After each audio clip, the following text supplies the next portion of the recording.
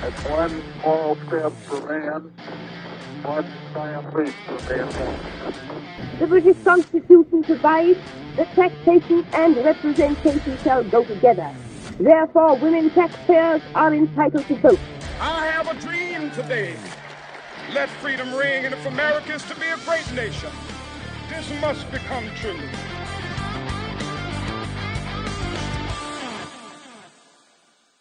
Hello, everyone, and welcome back to Only Human.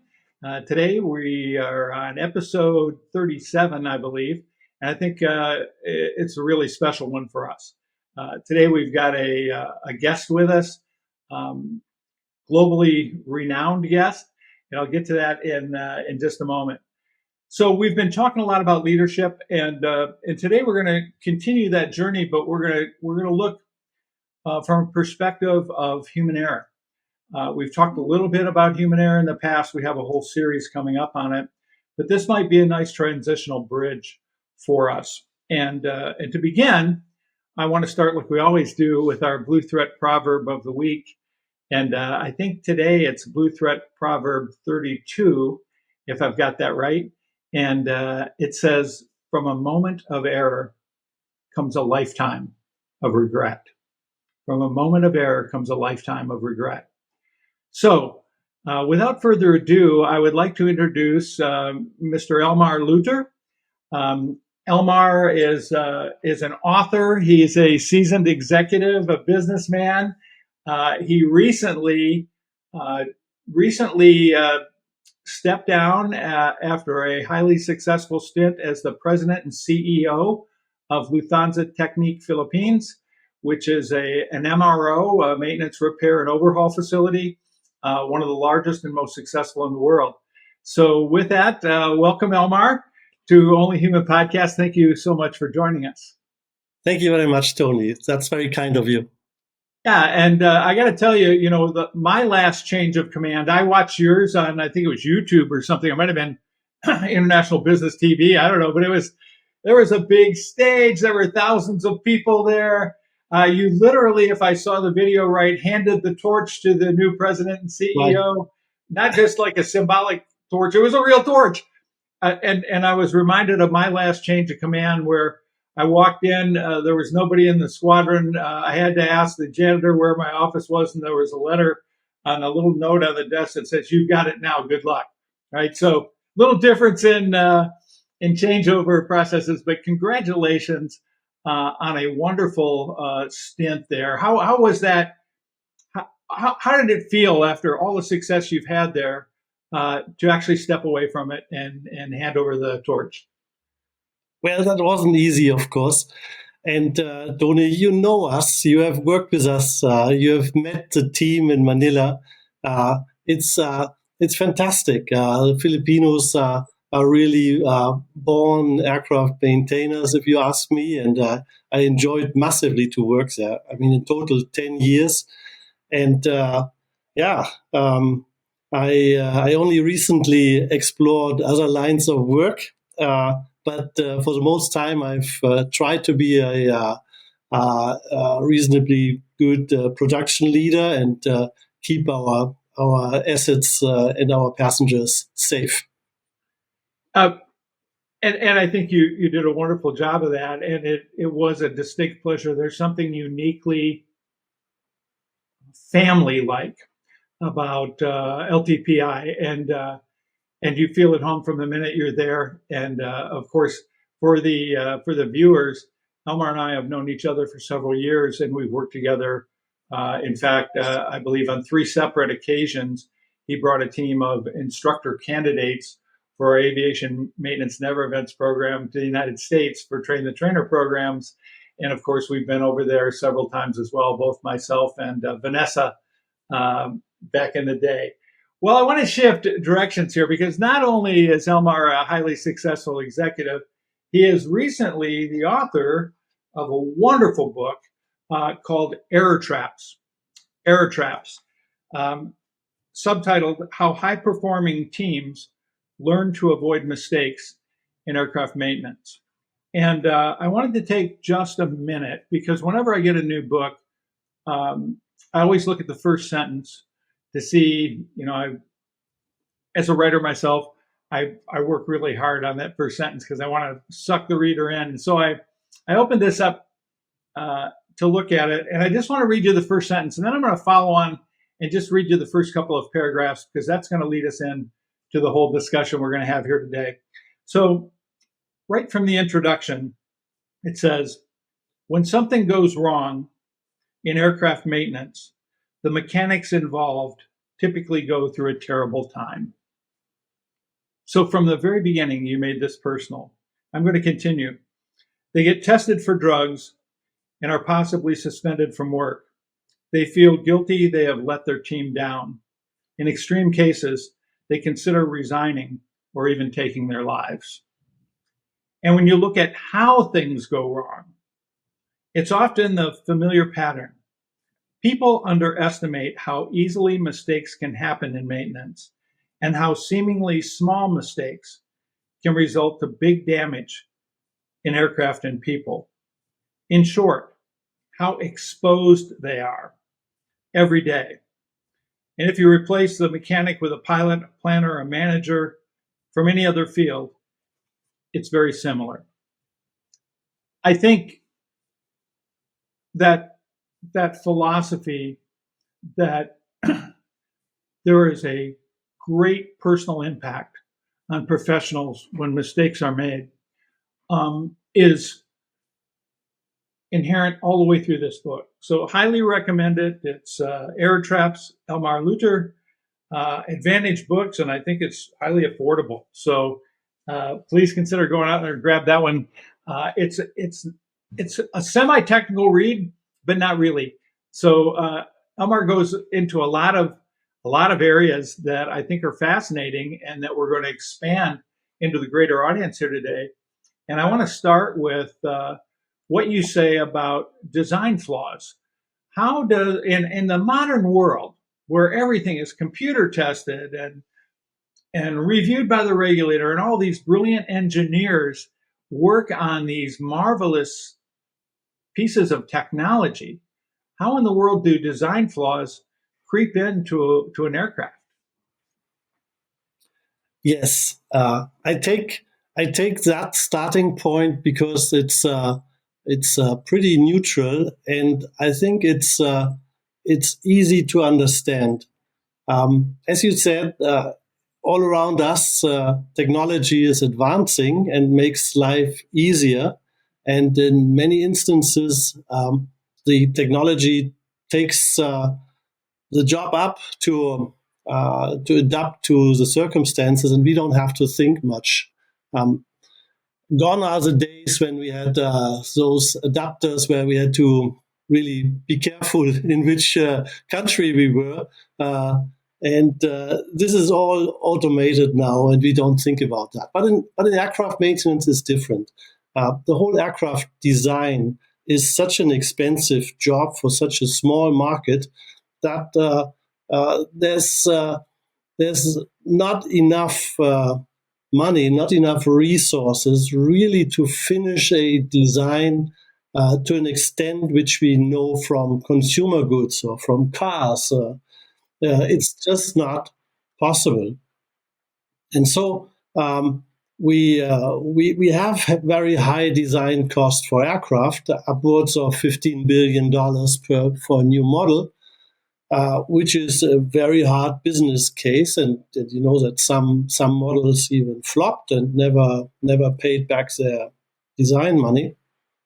But even that is not enough to iron out all the small kinks, and that's why in every tech services department in any airline, engineers are working back and forth to justify modifications and changes which are suggested by the manufacturers, and they take only a fraction of that because often the business case is just not there, and instead it is taken a small risk of probably a small operational disruption instead of actually modifying the whole fleet.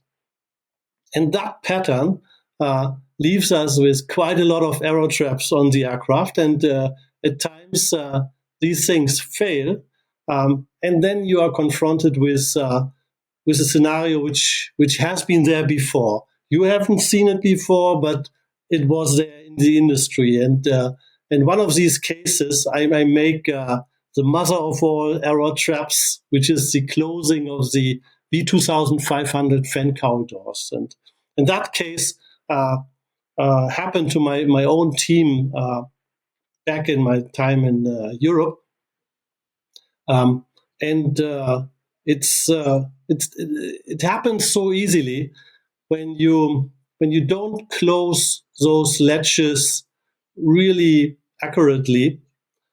It can happen, and it will happen, that the airflow during takeoff will just rip the fan cowls off the pylon, and that's a big thing. I mean, for the passengers, the fan cowls then disintegrate and fly towards the tailplane. But in all these cases, the aircraft could land safely. So it was never completely fixed.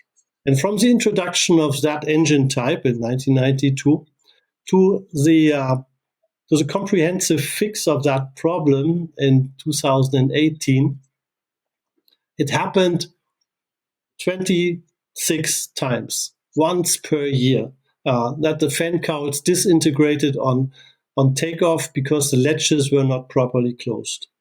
And that, for me, is an arrow trap. That is the mother of all arrow traps. So let me just, I heard all this. I find it difficult to believe. I think our audience will as well. So the fan cowling on this aircraft, whenever you use the term, I think you said you have to carefully and something make sure the latch is engaged. It seems to me like a latch ought to be a latch, right? You snap it closed and it's closed, right? And over the center cam or something, I don't know. But you're telling me that in 1992, that was a known design issue. And they had a fan cowling blow off on average once per year up to 2018. And nothing was ever completely done to fix that because the aircraft didn't crash. Yes, they try to fix it on the cheap. They painted the latches in orange so that you can see them. They put a weight on the latches so that they would hang down reliably, because you cannot see them when you stand in front of the engine, and that's part of the problem. Then they introduced a mandatory procedure to make a logbook entry when you open the fan cowl so that you won't forget it, because that entry would stay open. But to no avail, it kept on happening because all those defenses were actually quite opaque to the operators, and they never really took it too seriously. And it happened that all those defenses in those cases failed, and the comprehensive fix. I mean, everybody would say put an electrical switch on it, but that was far too expensive, and even if it was available, nobody would have bought it because the exposure wasn't big enough. The safety was not really compromised, and so we came into a smaller fix, but we think it's now pretty. Pretty comprehensive. New latches, actually, which require that a key is used to open it, and that key has a flag attached which hangs down, and the key stays there until the latch is closed again. Yeah, that is a fascinating story, and it's one of many that you tell in the book. I think the point that I'd like to return to is, okay, we have an OEM design flaw that's been identified, that's been hanging around for over 2.5 decades. And yet when one of those cowlings blows off, does it get traced back to the engineer that designed that cowling? or does it get traced back to the MRO and the technician that closed it last? And is that even fair, right? When you've got design flaws, and you're asking people to come up with workarounds is too strong a word, I think, Elmar, but you know where I'm going with that. We're trying to fix a hardware problem with a liveware solution. And when it comes down to compliance with a new technique or a changed procedure, that adds an error trap itself, does it not? Yes. Yeah, and why is that? Why is maintenance, and for that matter, all of life, when there's a new policy, a new procedure that comes into play, of course, you've got to train it, and you're not going to sit everybody down for a day to train it, because it's like changing a tire on a moving car, right? You've got to keep going. Why is that so difficult, and why is it not 100% effective? I think it's the economics. It's we want to fly efficient aircraft, and we want to be able to afford those tickets, and there's just not enough money to make maintenance foolproof. I mean, the resources are needed to make flight operations as I wouldn't say foolproof, but as resistant as possible to errors and circumstances. But for maintenance, there's really not enough money. We would pay so much more that the whole industry would not work anymore. So we have to actually work with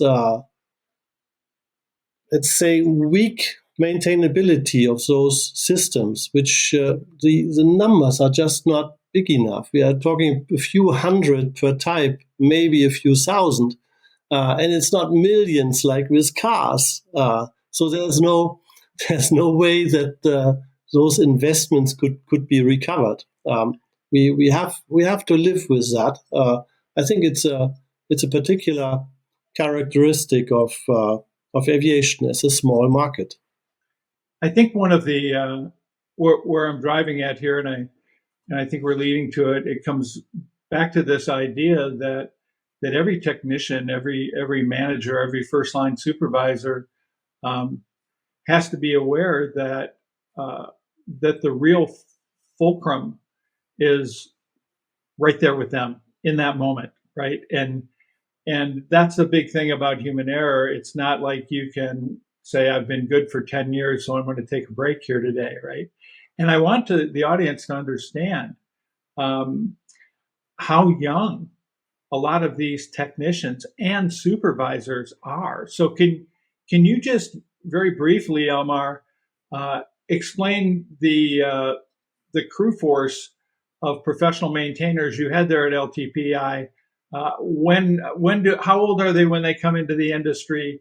How young are some of your supervisors? I think the audience will be somewhat shocked by this. Yes, I mean they finish high school, they go to college, they finish an aeronautical college course for 4 years, and then they are 22, and they become junior mechanics. They spend another year to get their first authorization, so that they can do certain jobs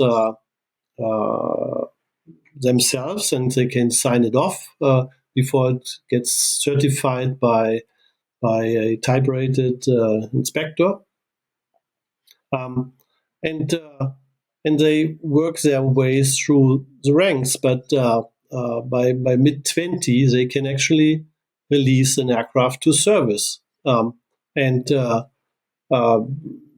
this is, of course, a job which is so complicated, both in line and base maintenance, that it takes a lifetime really to fully master it. But nevertheless, they they can have all the requirements fulfilled at their mid-20s, and then they are authorized to give the aircraft back to service. Which I think leads us into a fascinating topic, and that is what you refer to in your book as mindful noncompliance. Now, that's going to raise a bunch of eyebrows out there, but I think this is universally applicable to every human being on Earth. We are all routinely noncompliant. Think about texting as you drive, not locking your doors at night, rolling through a stop sign. I could go on and on and on, right? But we all think that for us, because we're aware of our surroundings, these aren't true violations because we're mindfully rolling through that stop sign because we've got to get somewhere. We've got to drop our children off at school, or we have to release that aircraft back to the customer. So when you talk about, and I'm going to pull this up, I believe it was on page 87. Not a long book, so people don't think they're going to get bogged down in a bunch of stuff here. Okay, chapter 8 is called Unsuitable Procedures, right? And the quote here you've got from George Doros. It says, in a complex system, because mindless compliance does not work, you have to be mindfully non-compliant. What in the world is that all about? First of all, George Doros is a medical doctor in Australia, a surgeon, and he's also a safety scientist. He is one of the proponents of the new view, which is also advocated by Sidney Dekker. And there's quite a community of modern safety scientists which somehow makes a case that the world and the systems have become so complex that that blind compliance will not get you anywhere, and real work requires anyway to adapt procedures and rules as you go, so that in the extreme the rules are not absolute, but they are input to your decision making. That's of course very controversial, but I contacted Dr. Doros also because I wanted to know whether he really believes that would lead to a no blame scenario, because the system would be so complex that any non-compliance could be defended and understood, and anything which goes wrong could be blamed to the system. And we discussed that, and that's where I came a little bit closer with his thinking. In medical care, especially in the hospital, there are many similarities with aircraft maintenance. So actually, aircraft maintenance has more in common with a hospital than with flight operations. And the number of deviations and errors are pretty comparable. It's just that in the hospital, of course, consequences are more immediate and often more public than in aircraft maintenance. In maintenance, we still have the pilots who actually make good for many of the shortcomings which we produce ourselves. But apart from that,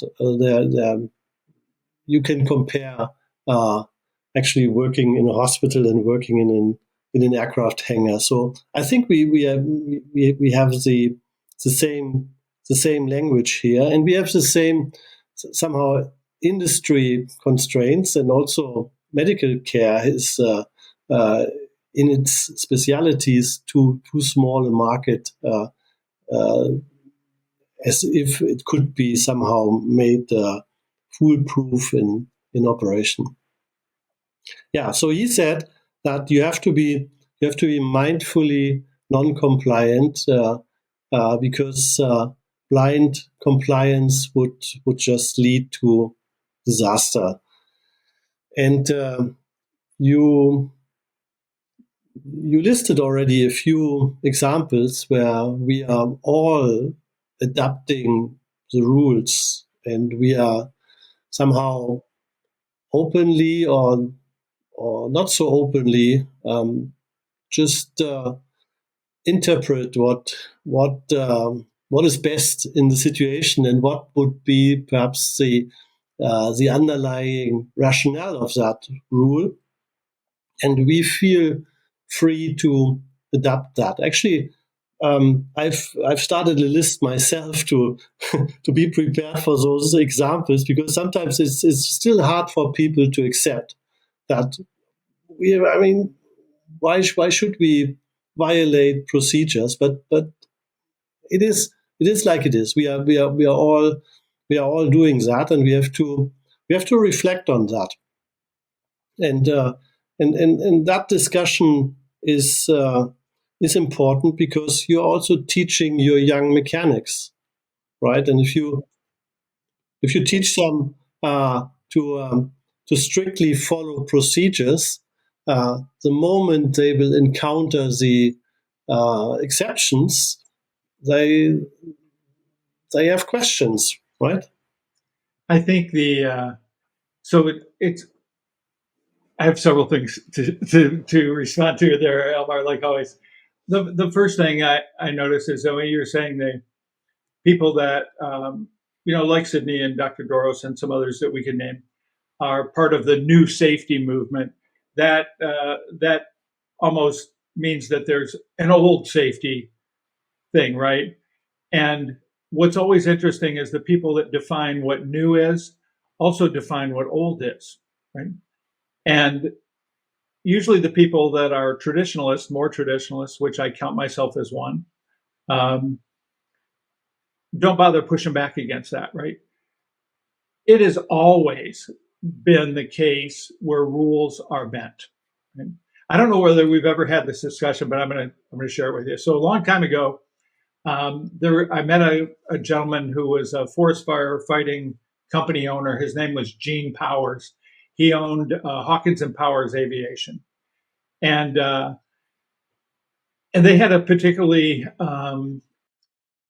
ugly incident of noncompliance. And so I was speaking with him, and he said, Tony, there's three colors of rules. There's red rules, green rules, and brown rules. And I looked at him, and I expected him to tell me a little bit more. And he didn't. He just looked at me, and I go, okay, I'll fall for it. Explain them to me. He said, okay, red rules are safety rules. They're uncompromisable, right? You use the checklist to ensure you put the landing gear down, right? He said, green rules are often written by finance people to improve efficiency and profitability, hence the green. They have little to do with safety, except that at sometimes they will actually make it less safe, but more efficient. But it's still a rule. It's a procedure. It's policy. Right? And then there's brown rules. And I said, and what are those? And he goes, those are the ones the bureaucrats write to keep their shit out of the fan. And I go, wow. I mean, you want to talk about wisdom. Are there not those three kinds of rules? These are the ones the regulators write that just says, okay, think of all of the mental health implications that have come out of the overreaction to the German Wings pilot suicide homicide thing. All of a sudden, every single time you talk to a mental health professional, you have to report it, and you're not flying anymore. Okay, so that was, in my humble opinion, not a red rule. That wasn't a safety rule. That was a brown rule, right? That was one that, look, the regulator's doing something here. All right, I'm going to come back to what you said a minute ago about mindful noncompliance. Same gentleman that just described three different types of rules. You would think he would want to train his pilots to always follow the red rules and to be able to have enough discernment to recognize a green or a brown rule, right? And he said no.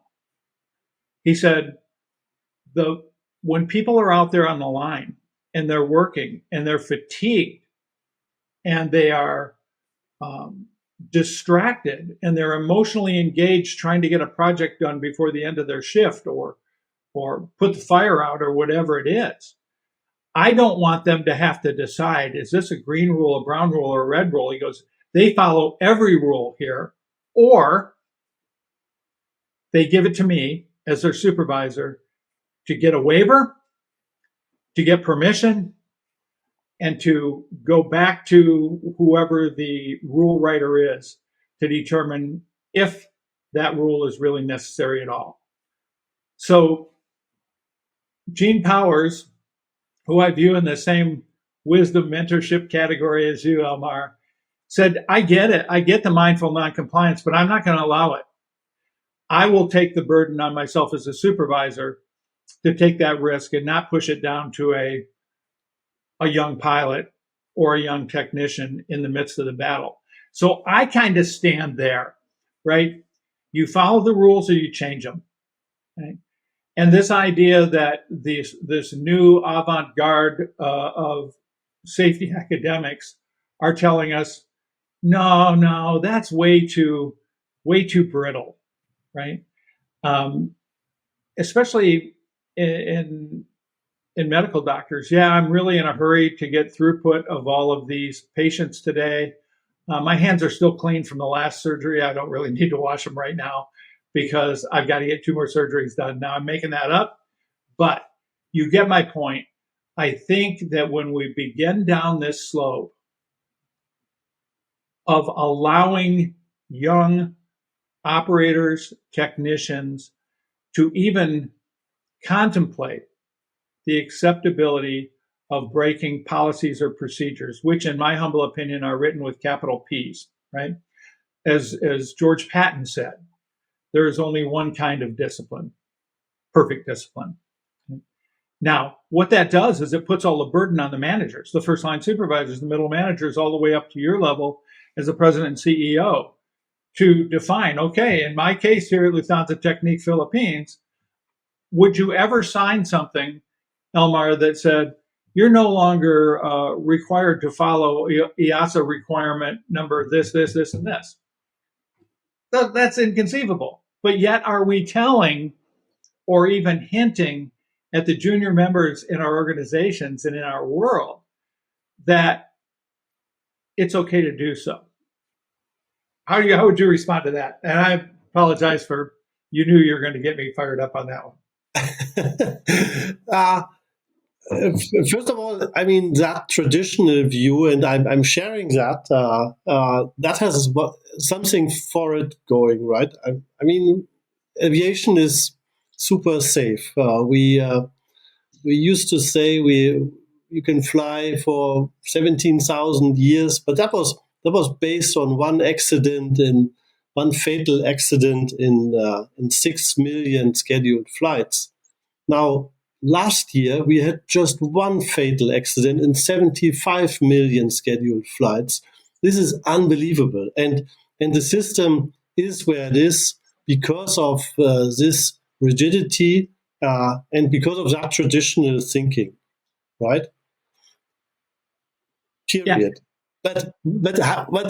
But now you deal with violations in real life, and of course we agree that we look at the circumstances very carefully, whether we can somehow understand the reasoning behind those decisions and the pressures and the alternatives, the options, and whether that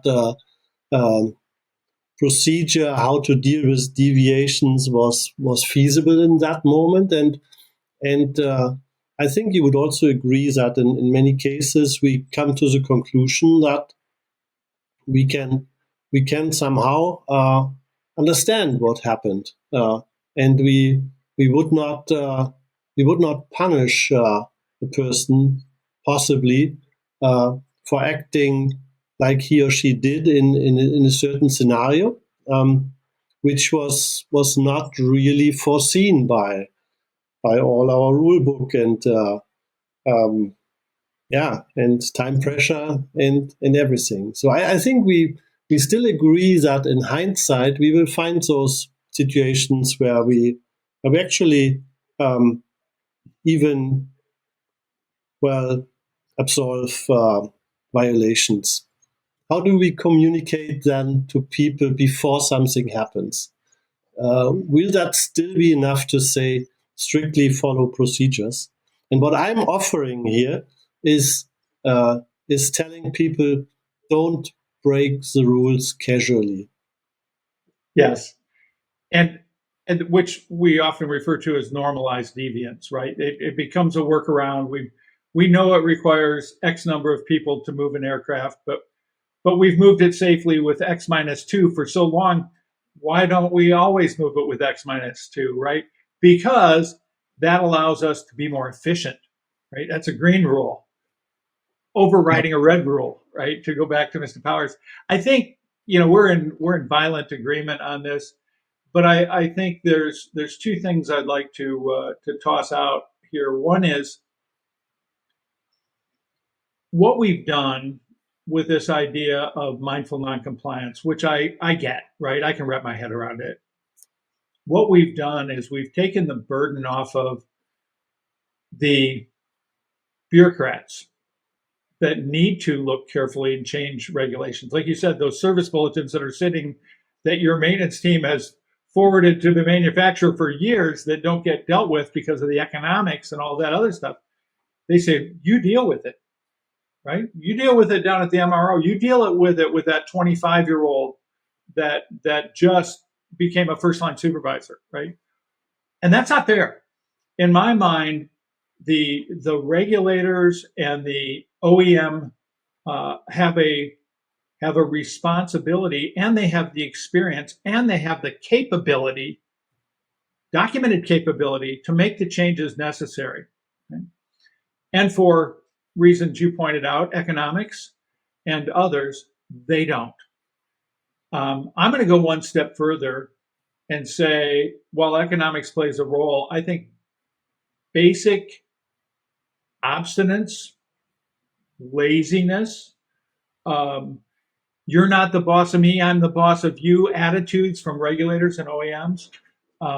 We couldn't have forgotten that. How dare you discover that out there in Manila when we've thought this through with computer models and engineers, right? We know that there's better ways to make changes faster and more reliable. Okay, so that's point one. Point two, I'll be a little more brief. That has given rise to something that I have seen working extremely well, called principle-based management. Right? Less procedures, more principles, right? And while aviation is highly regulated, when you think about it, you've got the OEM regulations and the national regulations, and then there at Lufthansa Technik, you've got your own policies and procedures, right? Well, at least the things we have control of, less policy, less procedures, more principles. Recently, I've worked with two organizations. I hope they don't mind if I name them. It's going to be too late here in about 10 seconds because I'm going to. Netflix has a whole cultural philosophy. Their CEO wrote a book called No Rules Rules. Right? What the heck does that mean? Right? Cool title for a book. You sell a lot of them. It means that we don't write a rule where a principle, say integrity or customer service or value, which they carefully define and train, will suffice. You don't write a policy or procedure when a principle will suffice. Coke, the Koch brothers, love them or hate them, their entire organization goes based on 9 principles, highly defined, highly trained, right? And then they turn their people loose and say, follow these principles and you won't get overburdened by procedures. Last point, and then I'll let you respond to all of this. And we're going to do that in just 1 minute, right after a word from our sponsor.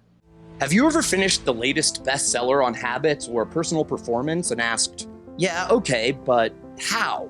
All the improvements you visualize while reading the books require one thing to achieve in your own life: deliberate practice, a new way of focusing attention inside the routine to drive consistent improvement with every experience. Focused on getting the biggest impact from your career development opportunities, the Deliberate Practice of Professionalism course from Convergent Performance teaches you the steps and requirements to achieve improvement and mastery of your targets. Discover how deliberate practice can springboard your improvement efforts, no matter what they might be or your current skill level. Join us on our website at convergentperformance.com and click the link for e-learning to sign up for this exciting program today.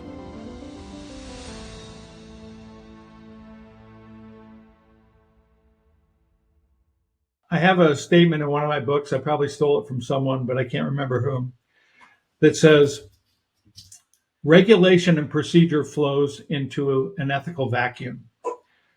Meaning, if you've got people that are willfully violating procedures without that mindfulness, right? Because they can get away with it, because whatever reason, right?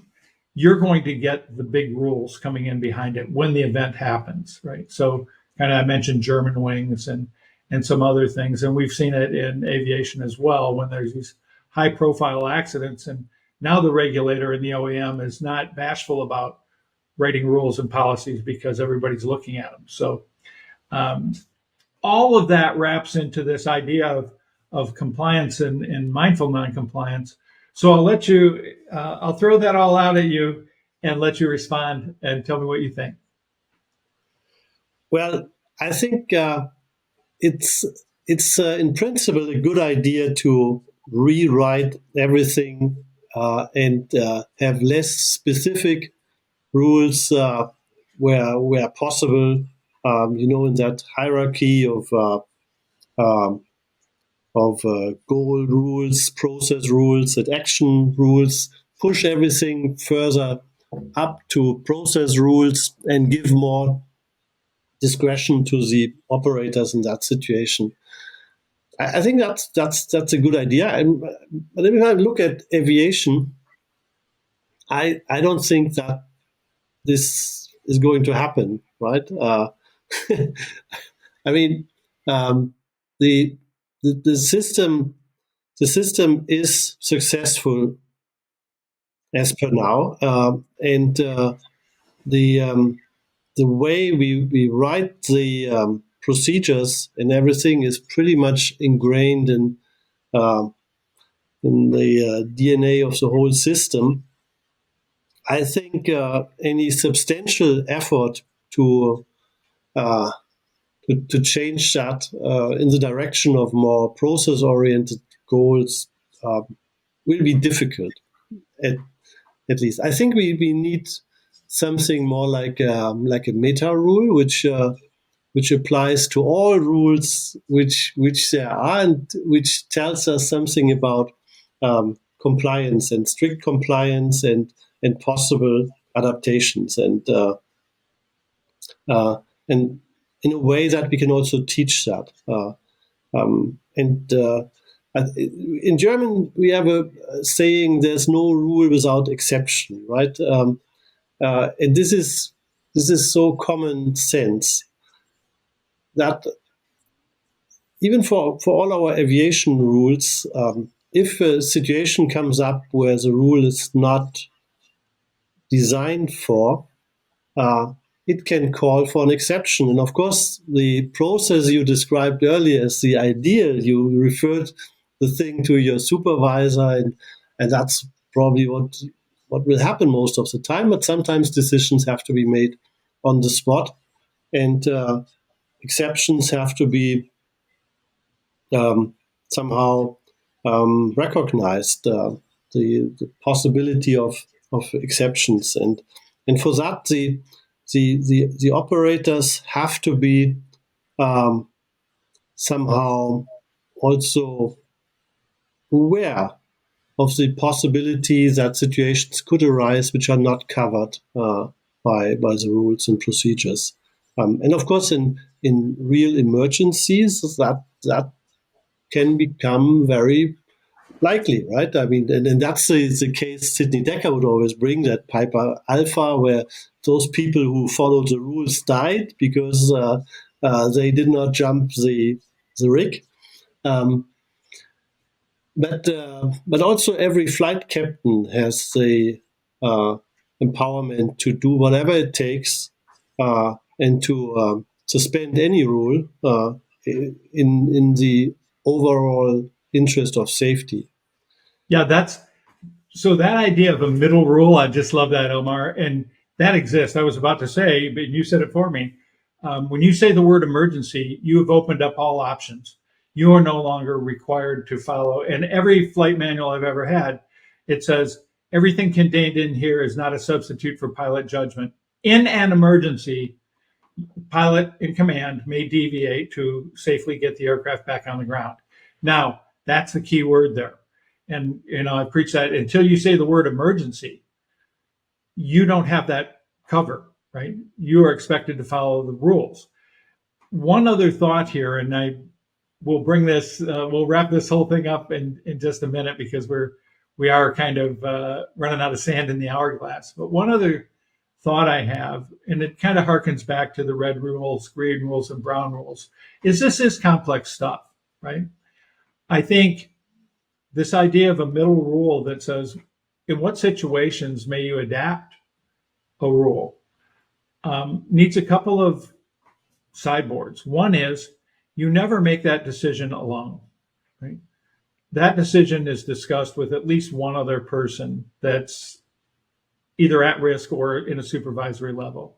The number two thing is that every time you come up against this, it has to get into a reporting system. Here's what came up, and here's what I did, and here's why I did it. And that why is very important. I will never, ever forget some guidance I was given by one of my very first instructor pilots who said, when you decide to break a policy or procedure for whatever reason it is, you better be ready to explain that to a judge, a jury, and a next of kin. Right? And that hit me right here, right? People can die based on your decisions. And if it could end well, it could end bad, but you're going to have to articulate why you did that, what was going on in your head at the moment. And I think, that brings us back to the overexpanding. How do we deal with not only rules, but errors in the real world in our daily lives? So this has just been, like all of our discussions, Elmar, a scintillating discussion. But I'll give you the last word here on anything that we should have asked, anything you'd like to say to the audience. And we'll certainly definitely have you back again to talk some more. But last word to you. Well, yeah, thanks, Tony. I would love to continue that discussion, and we are getting there, I think. But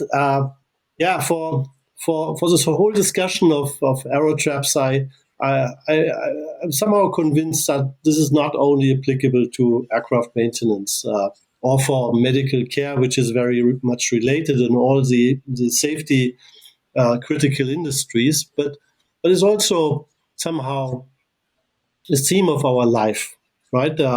So many mistakes have been done before, and we're sometimes a little bit ignorant of the patterns which can actually very easily be deciphered and which could catch up with us ourselves, right?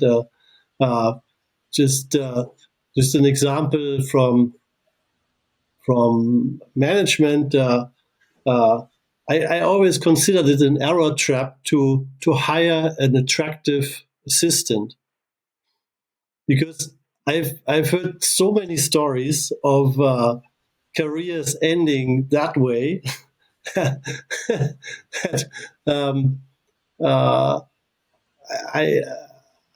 was always alert toward that possibility, right? And arrow traps like that are left and right in our lives, right? Mistakes which have been done before, where would you say, yeah, we've heard that all before, and that's perhaps one of the second reading of that book. It's not only about aircraft maintenance. It's also our own alertness towards those situations which which easily provoke errors in our lives. Well, I want to say thank you, and I'm going to hold the book up here again. It's Air Traps by Elmar Luttar. Well worth the purchase. Elmar, you gave me a good idea here, and I do want to propose right now that we do a second one of these. And what I want to dive deep into there is let's take your truth as we're going this way. We want to be mindfully non-compliant. What are the 4 or 5 things that someone who is contemplating being mindfully non-compliant must do before they take that action? Put that in your brilliant subconscious. All my listeners, all our listeners out there, think about what those things ought to be, and we'll commit to bringing Elmar back and having a little bit more discussion. So thanks. That's a wrap. A little bit longer than usual, but I think it was well worth the while here. Like always, like, share, follow. Want to announce that we're also out on a YouTube channel now for those of you that don't like to work through a podcast app. So please keep doing what you're doing in life to get better with the resources you have at hand. Elmar, thank you again very much. And for everybody out there, we'll see you soon.